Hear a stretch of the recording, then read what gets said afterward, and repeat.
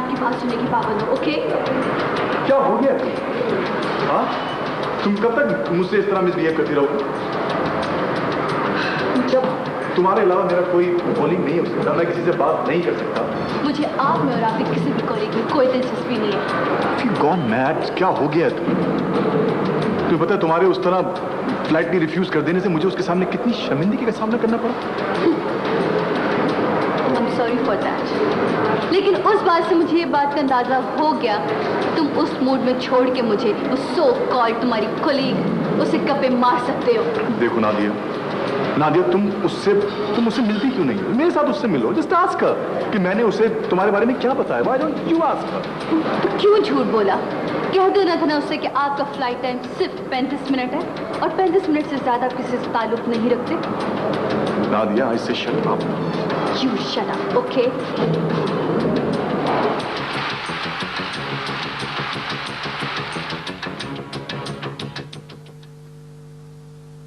ये केस है एक अनोखे दिन। आज तक किसी ने अपने बाप को शिनाख्त परेड में नहीं देखा होगा। मैं कैसे मान लूं कि आप मेरे बाप हैं?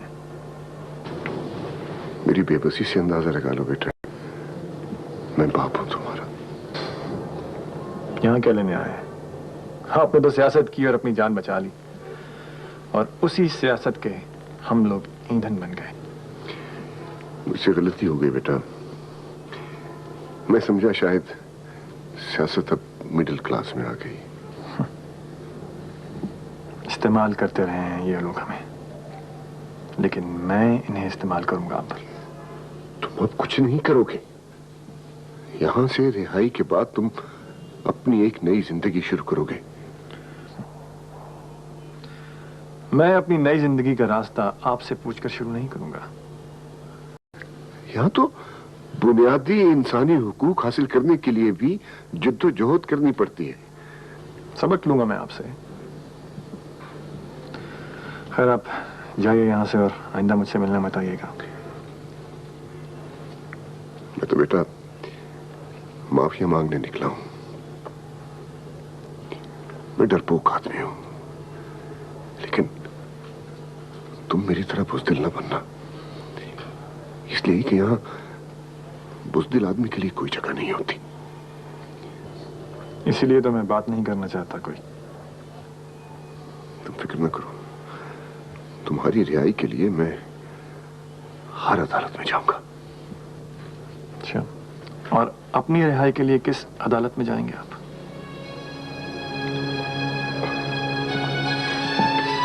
काशी।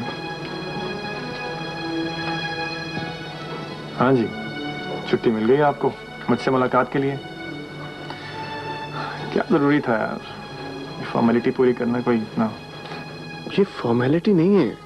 देखो सलीम, हमें आपस में कोई गिला शिकायत नहीं होनी चाहिए। हम बचपन से रेल की पटड़ी की दो लाइनों की तरह पैरेलल चल रहे हैं। खैर छोड़ो, सर्विस कैसी जा रही है तुम्हारी? कम से कम बाबा से हाथ तो मिला दो। अपने बाप के लफ्ज को तो हम बचपन में ही भूल गए थे, तुम्हें याद है? नाराज मैं भी हूं और नाराज तुम भी, लेकिन सिफारिश कर रहे हो? तुम्हें तो सिफारिश पसंद ही नहीं, और फिर ये तो मामला ही दिल का है। छोड़ो यार सारी बातें, मुझे हरी झंडी दिखाओ ताकि मैं मूव कर सकूं यहाँ से। वैसे भी मुलाकात का टाइम खत्म होने वाला है। मुलाकात हो कब रही है? देखो, अपना दिल साफ कर लो, वरना हम दोनों एक दूसरे से दूर होते जाएंगे। तो हम करीब थे ही कब? चले जी, मुलाकात का वक्त खत्म हो गया है।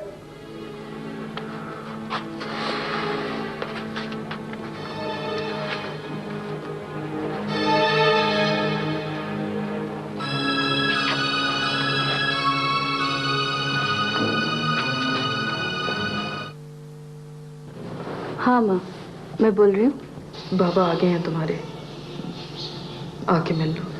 पापा? पापा आ गए? मैं तो सोती रह गई माँ। सोते में इतनी बड़ी कैसे हो गई? वो कब आई? बेटा वो तो कब के आ चुके हैं। तुमने कहा था कि तुम नहीं आओगी। मैं डर गई कि बात करवाई तो पता नहीं क्या हो जाएगा, इसलिए उनसे झूठ बोला है कि तुम इंटरनेशनल फ्लाइट पे गई हो। चंद रोज में आओगी, अब आके मिल लो। क्या फर्क पड़ेगा मिल लेने से? बेटा तुम काशिफ से मिलने जेल भी नहीं गई। तुम लोग भी अजीब हो, मिलो तो पत्थरों की तरह टकराते हो और ना मिलो तो सदियों के फासलों में खो जाते हो। आप ठीक कह रही हैं माँ। कोई मुकम्मल लम्हा मिला ही नहीं हमें जिंदगी में जिसे हम अपनी मुट्ठियों में बंद कर सकते जुगनू की तरह, और फिर थोड़ा थोड़ा उसे खोल कर देखते और फिर छुपा लेते। क्या बात है न, तुम और इतनी मायूस। मेरी जान, मैंने पहले तो तुम्हें कभी ऐसे नहीं देखा।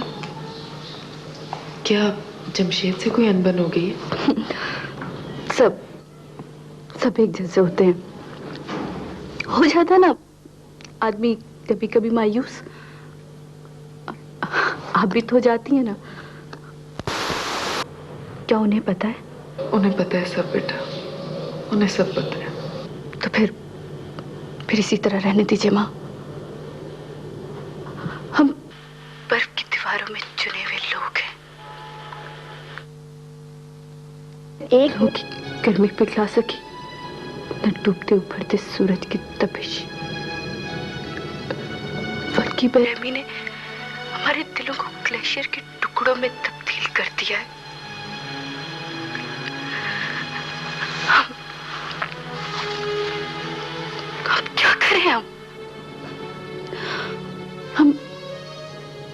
हम आपस में टकरा कर टूट तो सकते हैं, लेकिन पिघल नहीं सकते माँ। न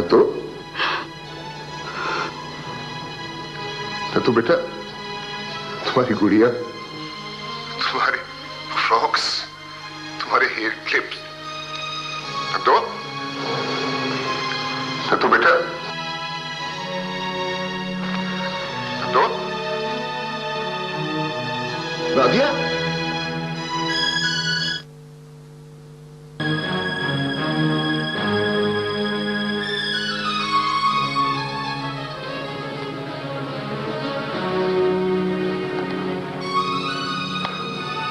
वो मुझसे बात नहीं करना चाहती, कोई मुझसे बात नहीं करना चाहता।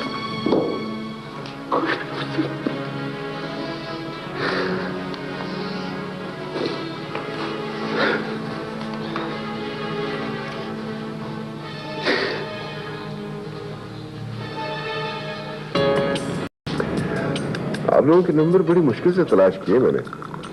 यहाँ तो सब कुछ ही बदल गया। यहाँ का सियासी कल्चर बड़ी तेजी से बदला है करीमुल्ला। अब यहाँ दौलत बहुत आ गई। इतनी इमारतें, इतनी कोठियां, इतने प्लाजे बन गए, इतने होटल बन गए, लोग इतना खाने क्यों लगे? कुछ बाहर से आई और कुछ अंदर से पैदा हुई है। मैं तो घाटे में रहा, न कोई सौदा किया, न बिका और न एक ठीक से कुर्बानी दे सका। भाई अब तो यहाँ जो जिस भाव बिक जाए वही भाव है। जिस कैद से बच के गया था वो मेरे बेटे को काटनी पड़ गई। केस लड़ो, घबराओ नहीं। अब मलिक नवाज हुकूमत की नजरों में काफी बदनाम हो चुका है। केस तो मैं लड़ रहा हूँ, इतनी करप्शन आ कहां से गई है? एकदम नहीं आई, जहर की तरह फैली आई है। जहर भी एक शरियान से दूसरे शरियान में जाता है। ये मलिक नवाज कभी सिर्फ गाड़ी में बैठने के लिए हमारे पीछे पीछे भागा करता था, आज इतना ताकतवर हो गया कि मेरे बेटे को इस्तेमाल किया। हैरत होती। हैरान नहीं होना करीमुल्ला, यहाँ भी हैरान होने के और बहुत से मौके आएंगे। तुम लोग अगर मेरे लिए कुछ कर सकते हो तो बताओ। हम क्या कर सकते हैं? चाय की प्याली पे तूफान बर्पा करने का दौर अब गुजर चुका।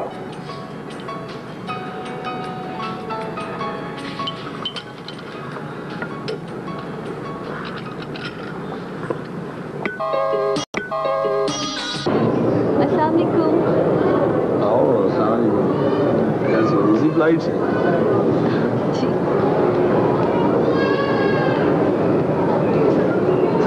तो बहुत अच्छा है, आज भी आपकी मेजबानी का मौका मिलेगा। अगर आप इस्लामाबाद जा रहे हुए तो? इस्लामाबाद ही हमारी पहली और आखिरी मंजिल, इसके अलावा हमने कहाँ जाना। लेकिन आजकल तो इस्लामाबाद आपसे कुछ रूठा रूठा है। हाँ, यही तो अदा है इस्लामाबाद की, महबूब की तरह कभी मान जाता है, कभी रूठ जाता है। अब देखो ना, हमें एग्जिट कंट्रोल लिस्ट में शामिल कर दिया गया। मैंने पढ़ा था क्या हो रहा है, क्या हो चुका है, सब कुछ खबरें मिलती रहती। हाँ, शायद कुछ दिन जेल भी जाना पड़े। लेकिन आप लोगों का तो जेल 4 स्टार से कम नहीं होगा। इस दफा उसे मैं 5 स्टार बनाने की कोशिश करूंगा। अच्छा सुनो, शाम मेरी रात 10 बजे की फ्लाइट है वापसी की। चलो ठीक है, फिर शाम की चाय इकट्ठी पियेंगे। सोचूंगी सर।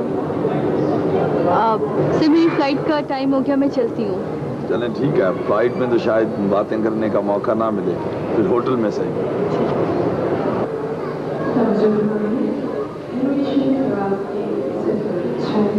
इस्लामाबाद की रवानगी के लिए तैयार है। मुसाफिरों से गुजारिश है कि जहाज में मुल्जिम काशिफ वल्द कलीमुल्लाह को अपनी सफाई में गवाह पेश करने की पूरी आज़ादी दी गई। इन सब बयानात और शवाहिद को जानने के बाद अदालत इस नतीजे पर पहुंची है कि मुल्जिम काशिफ ने यह कत्ल फौरी इश्तियाल अंगेजी में किया है। इसके पीछे इसकी नीयत, मनसूबाबंदी और इरादे का कोई दखल नहीं था। मौका वारदात पर मौजूद हजूम के दरमियान टकराव कोई भी रुख इख्तियार कर सकता था। इसमें मुल्जिम काशिफ की जान भी जा सकती थी। इसलिए अदालत इस वाक़े को कानून नाफिज करने वाले अदारों की कमजोरी पर मखमूल करते हुए मुल्जिम काशिफ को 3 साल कैद की सजा सुनाती है। मुल्जिम को 50,000 जुर्माना अदा करना होगा, जो मकतूल के वरसा को अदा किया जाएगा। जुर्माना अदा न करने की सूरत में मजीद 6 माह कैद भुगतना होगी। मुल्जिम को इस सजा के खिलाफ अपील का हक हासिल है। अदालत बर्खास्त की जाती है। देखो भाई, अब काशिफ को भूल जाओ, उसे सजा हो गई है। वैसे भी पार्टी ने जो कुछ करना था उसके लिए काफी किया है। अब पार्टी उसके लिए जेल नहीं जा सकती। मलिक साहब, उसने जेल से धमकी भिजवाई है कि वो पार्टी को एक्सपोज करेगा। तो क्या हो जाएगा? पार्टी उसकी वफादारी का सिला क्या दे? उसके नाम कोई जिला लाट कर दे या उसे कोई मिल दे दे। ठीक है सर, उसकी हमें कोई जरूरत नहीं है। देखो, एक बात याद रखो, हमारी पार्टी को नए खून की सख्त जरूरत है। खालिद चीमा को हम अपना लीडर मानते हैं। ये तो अपना चीता है जी, चीता। हाँ, अब पार्टी के हाई कमान ने इसके नाम की मंजूरी दे दी है। बहुत बहुत शुक्रिया। मैं पार्टी के अहकामात की पाबंदी करूंगा।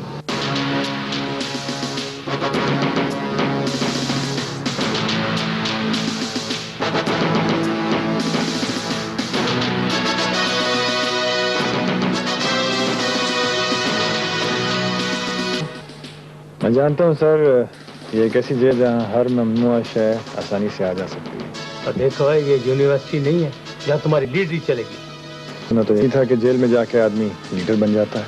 वो तो मैं तुम्हें बना ही दूंगा 2 दिन चक्की में बंद करके। मैं आपसे फटा नहीं चाहता। तो फिर ये बकबक क्यों करने लगे हो? और जेल डिप्टी मैं हूँ या तू?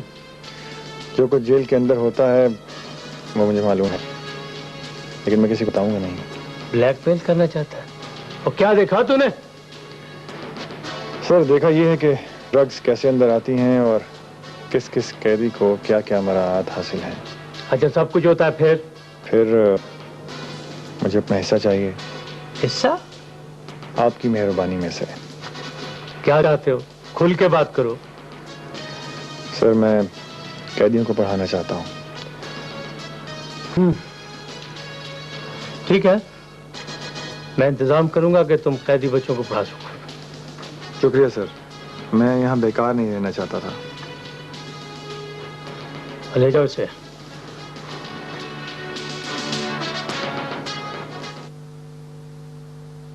मेरे बेटे को 3 साल की सजा हुई है मलिक नवाज।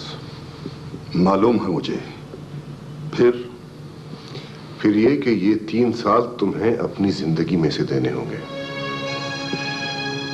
तुम अंदर कैसे आए हो? सहावत! जी सर। ये अंदर कैसे आए हैं? सर बाहर गेट पर कोई नहीं होगा इसलिए ये अंदर आ गए। धमा लो यहां से। मलिक नवाज, मेरे मुल्क से जाने के बाद तुम लोगों ने सियासत को गंदी गाली बना दिया है, लूट मार का बाजार का कर रखा है।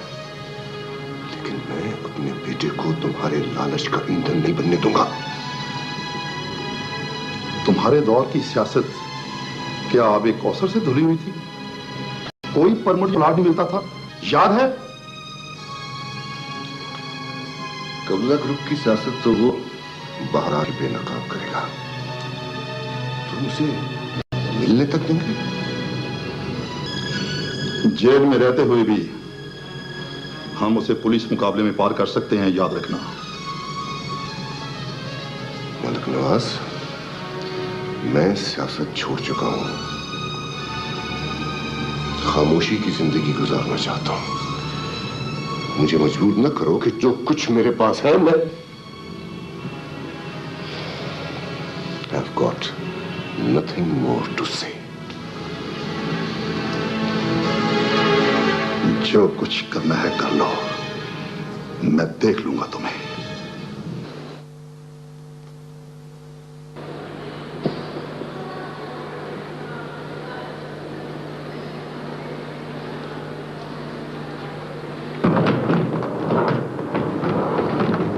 क्यों भाग रही हो मुझसे?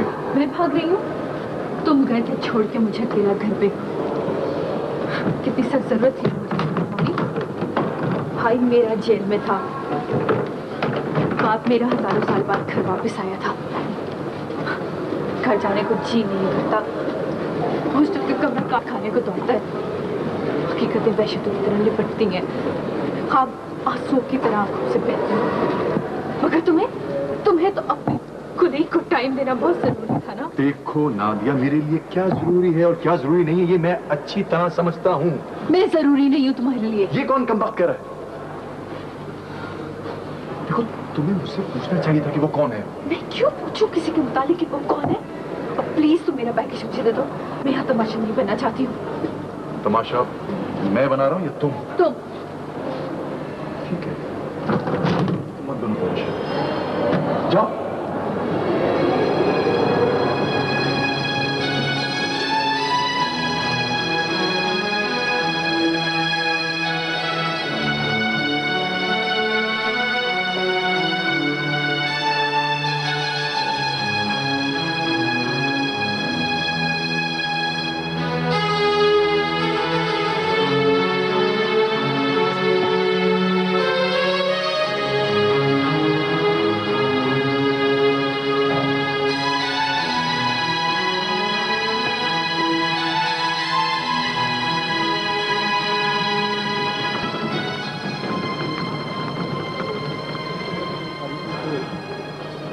हेलो। हेलो।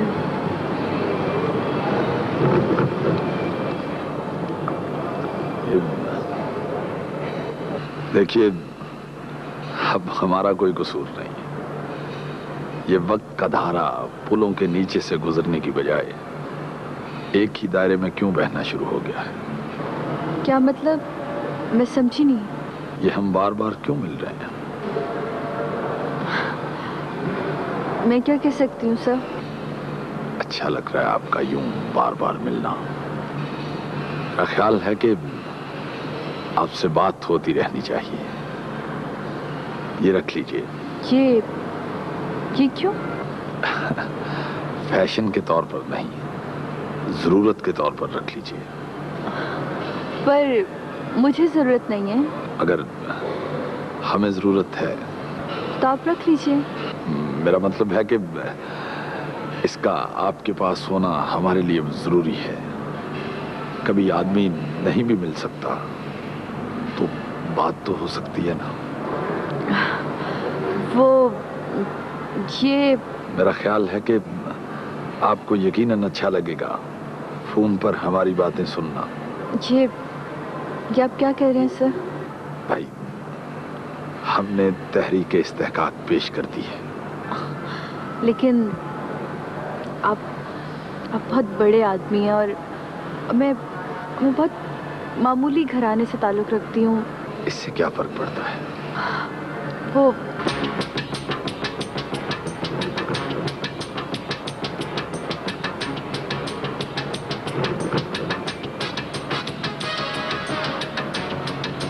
हाँ, मुझे मालूम है आप ड्यूटी पर जा रही हैं।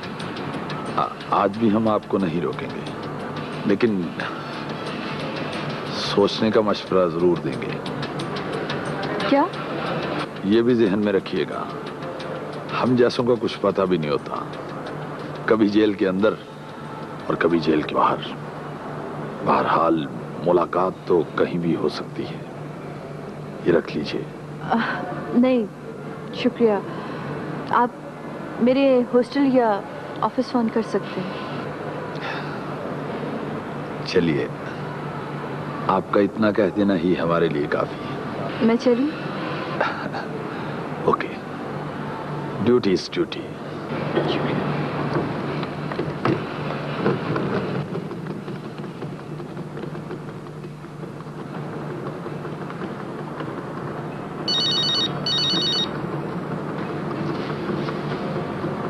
हेलो। क्या? किसने बताया तुझे? सर। हाँ, मैं कुछ करता हूँ। सर खैरियत? आप कुछ परेशान हैं? लगता है हमारे खिलाफ मूवमेंट शुरू हो गई है। माँ वाले गड्डी आ जाएगी। गड्डी पंचर हो गई है, नहीं आएगी। आजा आजा मेरा पुत्र, खराब के चौल आए, आजा खा ले। आजा शाम जल्दी। अल्लाह ही जाने कौन बशर है, अल्लाह ही जाने कौन बशर है, कौन बशर है, अल्लाह ही जाने। अल्लाह अल्लाह।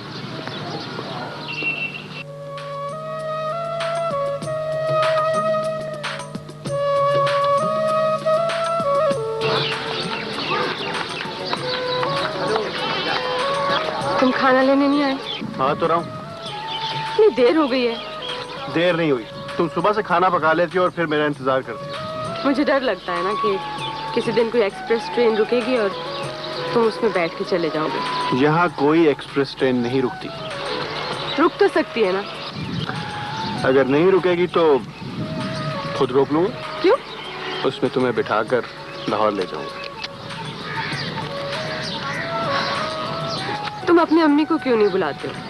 वो आएंगी जल्दी, मैंने बुलाया उन्हें। देखना, अगर तुमने देर कर दी ना तो कोई पैसेंजर ट्रेन में बैठ के आएगा और मुझे ले जाएगा। फिर मैं ट्रेन के नीचे आके खुदकुशी कर लूंगा। उस दिन ट्रेन लेट हो गई तो फिर मैं अपना इरादा बदल लूंगा। अच्छा, कोई आ जाएगा, मैं जा रही हूँ।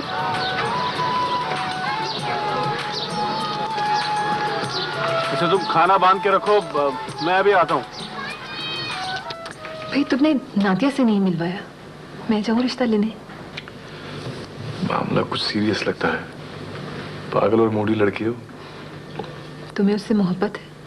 हाँ है तो फिर इस मसले पर गौर क्यों नहीं करते? क्या बात है? बात यह है कि वो आजकल हमारे एक चौधरी अशरफ से भी मिल रही हैं। हो सकता है किसी काम के सिलसिले में मिल रही हो। तुम तो उसकी तरफदारी ऐसे कर रही हो जैसे तुम उसे जानती हो। मैं तुम्हें जो जानती हूँ, खामखा तुमने उसे नाराज किया होगा। वो कई रिश्तों में तकसीम हो गई है। उसे समझाना था। वो कोई बात सुनने को तैयार नहीं है। हो सकता है कि उसने अपने मुस्तकबिल को किसी और की आंखों में देखना शुरू कर दिया हो। हाँ शायद। इंसान को कुछ पता नहीं होता कि उसके अंदर क्या है। बजायर हुजूम में रहते हुए भी उसके अंदर सन्नाटा होता है। जैसे ट्रेन के गुजर जाने के बाद उसकी पटरी में सन्नाटा नहीं चमक रहा होता, बिल्कुल वैसे ही।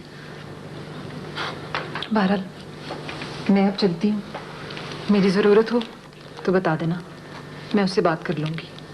Thank you very much.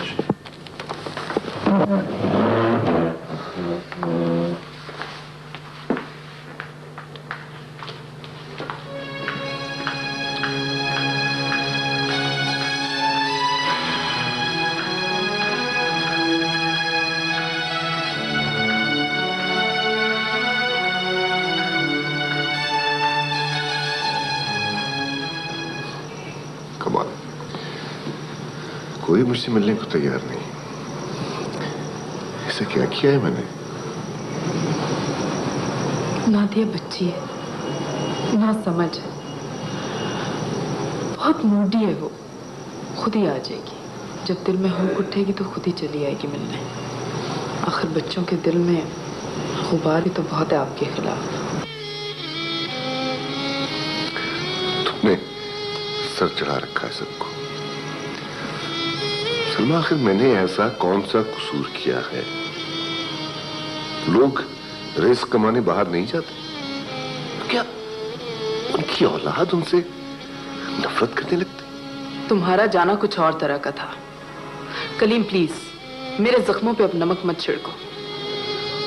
माँ बच्चों की हिफाजत चार दीवारी में तो कर सकती है, लेकिन बाहर की दुनिया में बाप की मौजूदगी और उसका साया उन्हें समेट के रखता है। लेकिन उसमें इतनी जुर्रत कैसे हो गई कि उसने मेरे साथ बात करने से साफ इनकार कर दिया? ये जुर्रत उसे वक्त की बेरहमी ने दी है, लेकिन फिर भी मैं समझाऊंगी उसे। प्लीज प्लीज समझाओ उसे। नौकरी करने का मतलब ये नहीं होता कि आदमी हर मामले में खुद कफील हो जाए। हर कोई मुझसे मुजरिमों जैसा, ठुकराए हुए इंसान जैसा, गरीब शहर जैसा सलूक कर रहा है। आखिर इतना बड़ा क्या कसूर कर दिया है मैंने? कोई मुझे माफ करने पे तैयार ही नहीं। कहां मिलेगी माफी? किस स्तर पे जाऊं? कसम खुदा का, बेटी अपने बाप से मिलने से इनकार कर रही। उसने साफ कह दिया कि वो मुझसे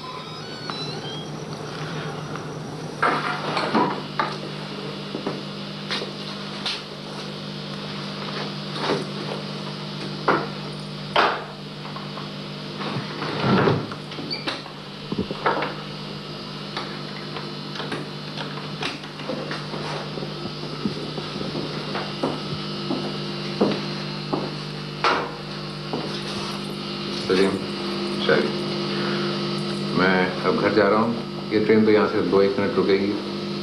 आगे कुछ लाइन खराब है। ठीक है सर, मैं संभाल लूँ। ध्यान रखना।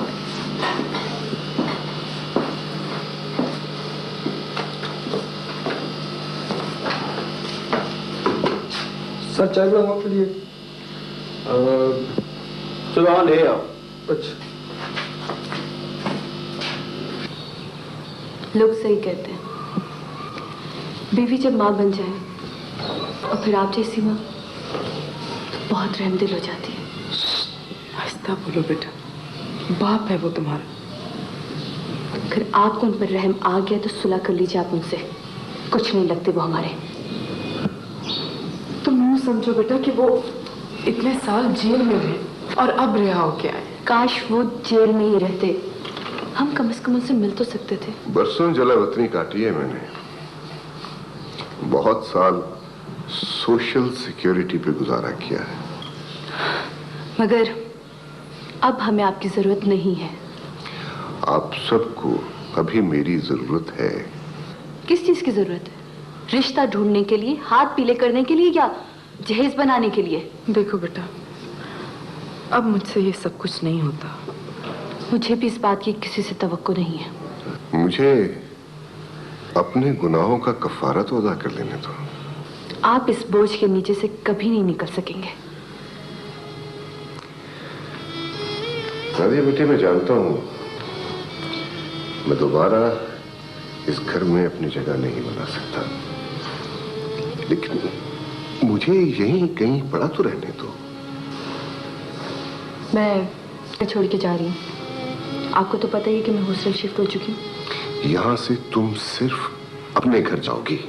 मुझे तो मेरा घर मिल ही जाएगा, मगर आप सारी जिंदगी अपना घर ढूंढते रहेंगे।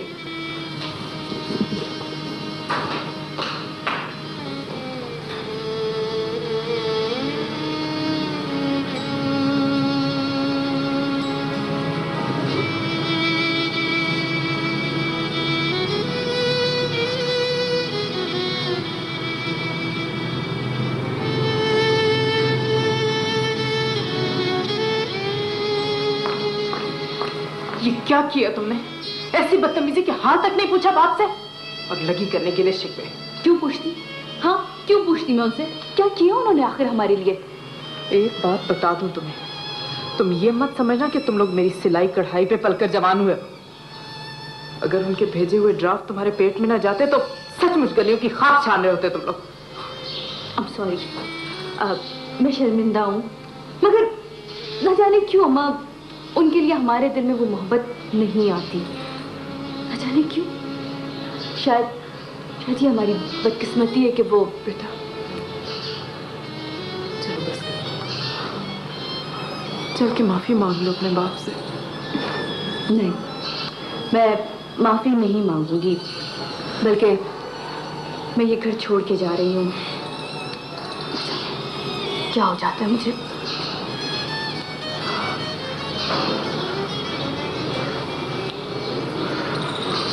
वो जमशेद क्यों नहीं आए तुमसे मिलने बेटा? अब पता नहीं क्यों। क्या मतलब है? तुम लोग नाराज हो आपस में? नहीं, अब रहने दीजिए ना आप ऐसी बातों को। अब वैसे भी मैंने अपना इरादा बदल लिया है। वो बहुत नॉन सीरियस सा रहता है और मुझे एक शेल्टर चाहिए। सारी जिंदगी में शेल्टर के लिए तो तरसी। एक ऐसा हमसफर जो जिंदगी के तजुर्बों से वाकिफ हो।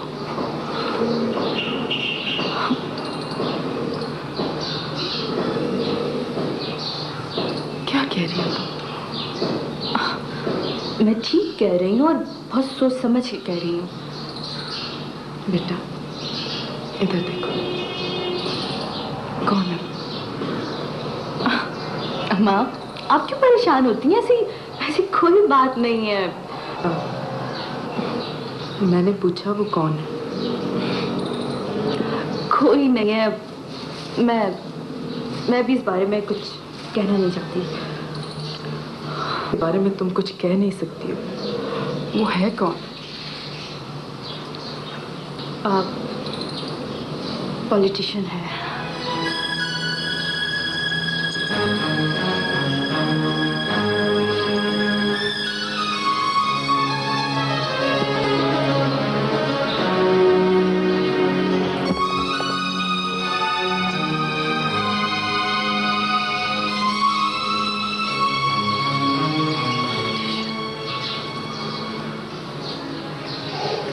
अपनी माँ की जिंदगी भूल गई हो? क्या तुम दूसरी सलमा कलीम बनना चाहती हो? तुम्हें नहीं पता कि सियासत की बिसात पर पिटने और पीटने वाले सारे मोहरे एक जैसे होते हैं?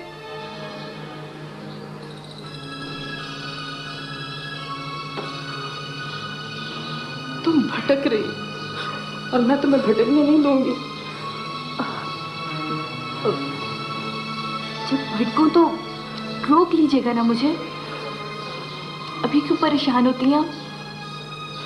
तुमने मुझे हिला के रख दिया लड़की। अब तो तुम्हें इस घर से एक कदम बाहर नहीं निकलना। अम्मा आप क्या समझ रही हैं? हाँ, मैं आपकी बेटी हूँ, एक समझदार और बाहिम्मत। और ये समझदारी और ये हिम्मत मुझे आपने दी है। मैं जानती हूँ चीजें जैसी कि नजर आती हैं, चीजें जैसी कि होनी चाहिए। मैं आपको कभी किसी के सामने शर्मिंदा नहीं होगी अम्मा, कभी भी नहीं।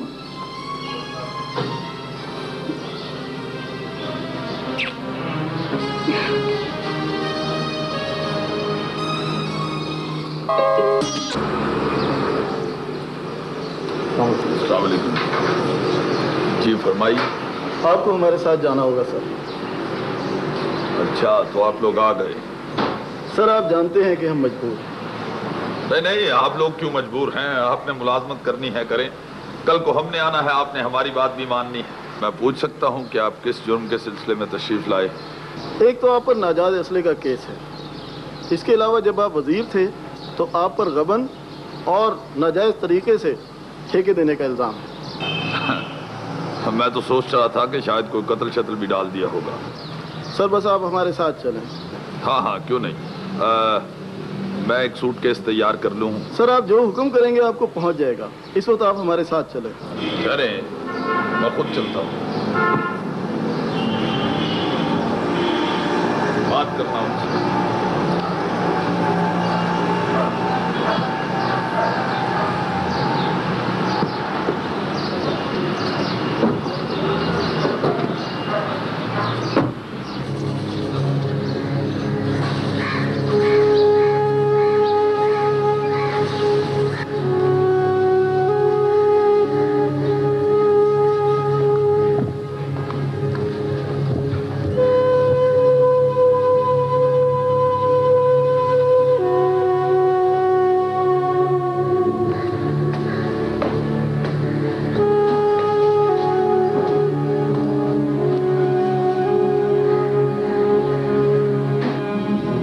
कार्टून जो मैंने अब बनाया है ये हुकूमत का नहीं, हमारे जमीर का है।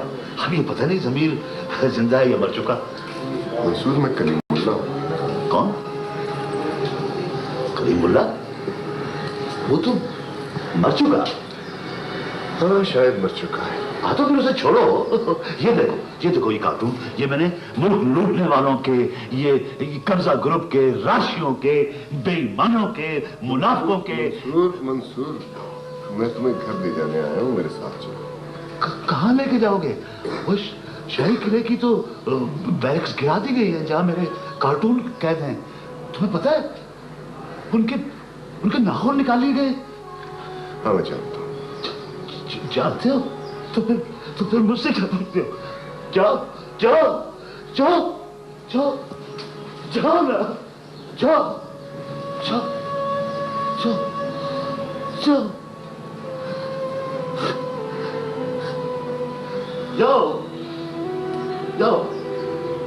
ना, जाओ।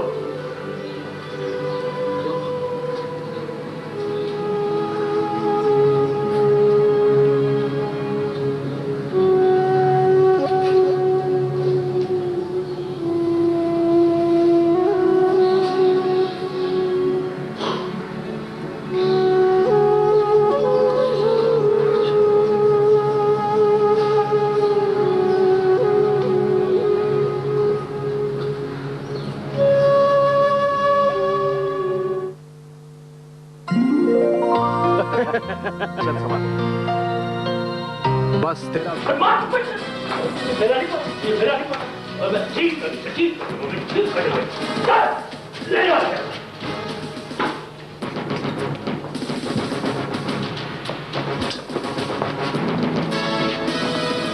हेलो वकील साहब। आइए डिप्टी साहब।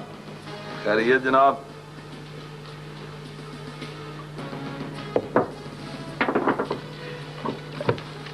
चौधरी साहब, आपको यहाँ किसी किस्म की तकलीफ नहीं होगी। क्या तकलीफ होनी है क्या नहीं होनी, आप तो खुद ऊपर वालों के गुलाम हैं। नहीं चौधरी साहब, हम तो आने और जाने वालों का यकसा ख्याल रखते हैं। अच्छा बी क्लास कैसी है आपकी, जरा दिखाओ। चौधरी साहब, आपकी बी क्लास तैयार हो रही है, मच्छर मारे जा रहे हैं, सफाई हो रही है, फिर दिखा देंगे आपको। बिस्तर घर से आएगा। आप फिक्र न करें, सब कुछ घर से आएगा। जो कुछ आप कहेंगे सब कुछ घर से आएगा। बस डिप्टी साहब इसे वीआईपी क्लास बना दो। आप फिक्र ही न करें चौधरी साहब, 2 मुशक्कती भी लाऊ हैं, लेकिन आप कहें तो मैं 10 लगा दूंगा। खाना घर से आएगा और मुशक्कतियों की मुझे जरूरत नहीं है। अगर कोई पढ़ा लिखा कैदी मिल जाए तो अच्छी बात है, और अगर वो सियासत में दिलचस्पी लेता हो तो फिर तो बहुत ही अच्छा है। ये तो कोई मुश्किल काम नहीं है जी, मेरी नजर में एक कैदी है। हाँ, मोबाइल की सहूलत मुझे हासिल रहेगी। और सब ठीक हो जाएगा चौधरी साहब, आप फिक्र न करें। आपका कमरा 5 स्टार होटल जैसा बना दूंगा। लेकिन ये सब कुछ छुप छुपा के करना, कहीं फंस ना जाना।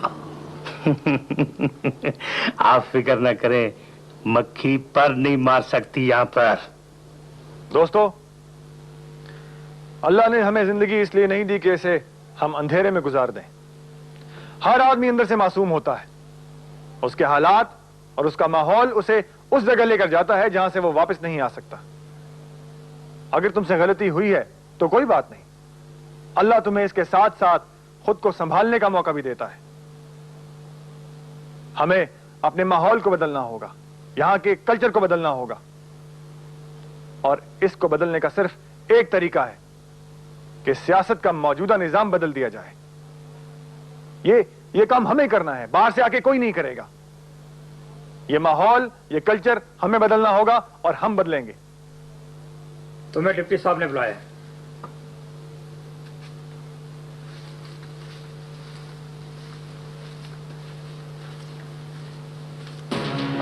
क्या बात है, नखरा पड़ा? चलो इधर।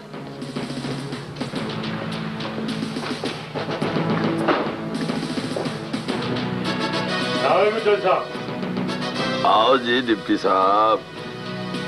आप लोग जाएं, चलो। हाँ भाई काशिफ, चौधरी साहब को जानते हो?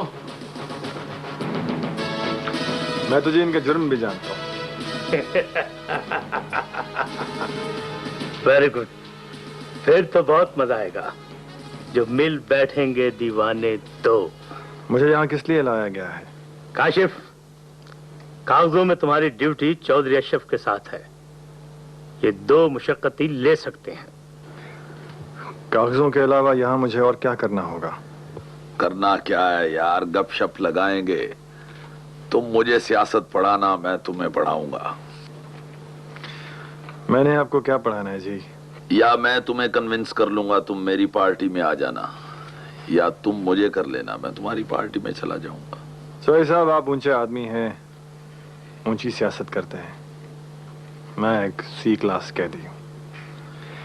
यहाँ आपके काम कर दूंगा, कपड़े धो दूंगा, आपके जूते पॉलिश कर दूंगा, जो हुक्म देंगे वो कर दूंगा। देखो भाई, ये काम तो बाहर से भी हो सकते हैं। मुझे एक आदमी चाहिए गपशप लगाने के लिए। चौधरी साहब, कल जो मैंने टेप रिकॉर्डर भिजवाया था, कैसा है? ओके, फिर मैं चलता हूं। काशिफ, तुम्हारी ड्यूटी अब चौधरी अशरफ के साथ है। ये जो कुछ कहे वो तुम्हें ओबे करना पड़ेगा। You have to obey, okay?